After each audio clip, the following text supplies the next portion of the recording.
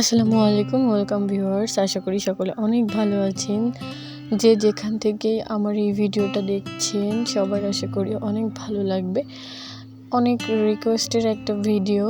আমি এর আগে একটা মেঘ মাছের রেসিপি দিয়েছিলাম, যে রেসিপিটা সবাই দেখেছিল, অনেক ভালো লেগেছিল সবার, কিন্তু আমি কোনো কারণে সেটাতে ভয়েস না দিয়ে শুধুই রেসিপিটা শেয়ার করেছিলাম।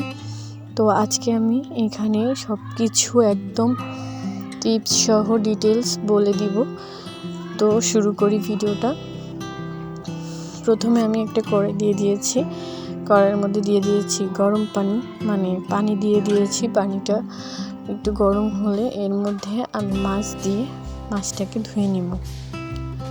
তো মেঘ মাছের এই রিকোয়েস্টের ভিডিওটা আজকে না দেখিয়ে পারলাম না, তো আমি এখানে সবাইকে দেখানোর জন্যই আবার নতুন করে রেসিপিটা করছি।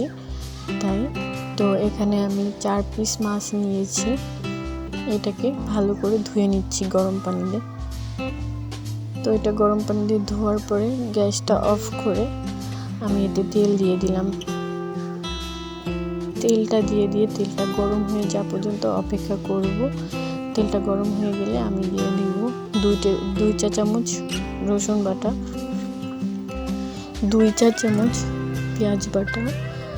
তো আমার এইটুকুর জন্য এতটুকু প্রয়োজন। বেশি পরিমাণ রান্না করতে গেলে অবশ্যই সেক্ষেত্রে বেশি মশলা ব্যবহার করতে হবে। তো আমি এখানে দিয়ে দিয়েছি জিরা বাটা 2 চা চামচ, আর হলুদ হাফ চা চামচ, লাল মরিচের গুঁড়া 2 চা চামচের একটু বেশি। তো এগুলো দিয়ে আমি এটাকে খুব ভালো করে কষিয়ে নিব এখন।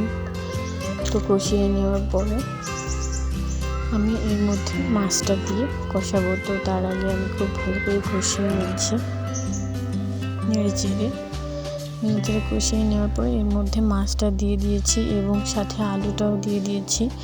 আলুটা দিয়ে একটু কষিয়ে তারপরে এর মধ্যে সামান্য পানি দিয়ে দিলাম। পানিটা দিয়ে দেওয়ার পরে একটু যখন পানিটা টেনে আসবে সামান্য, তখন এর মধ্যে ঝোলের পানিটা দিয়ে দিব। তো এই যে আমি এইভাবে কষিয়ে নিচ্ছি।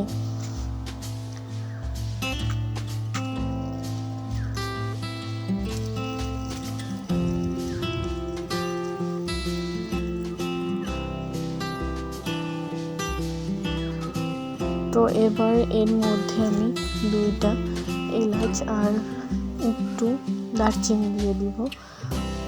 তো এভাবে দিয়ে একটু কষিয়ে নেব। তারপরে আমি এতে ঝোলের পানিটা দিয়ে দিব। ঝোলের পানিটা দেওয়ার পরে এটাকে ঢেকে দেব একটা ঢাকনার সাহায্যে। তো এটা ঢেকে দিয়েছি ঢাকনা দিয়ে। ঢেকে দেওয়ার পরে আমার এই রেসিপিটা কেমন হলো, আশা করি আপনাদের সকলের কাছে ভালো লেগেছে। তো যদি কোনো ধরনের কোনো কিছু বুঝতে অসুবিধা হয় তাহলে অবশ্যই কমেন্টের মাধ্যমে জানাবেন। আমি চেষ্টা করেছি আপনাদের প্রশ্নের উত্তর দেওয়ার। তো তারপরও যদি কোনো প্রবলেম হয় তাহলে অবশ্যই আপনারা কমেন্ট বক্সে জানাবেন। আর আমার এই ভিডিওটা যদি আপনাদের ভালো লাগে তাহলে অবশ্যই লাইক কমেন্ট দিবেন। আর আমার চ্যানেলটা সবাই সাবস্ক্রাইব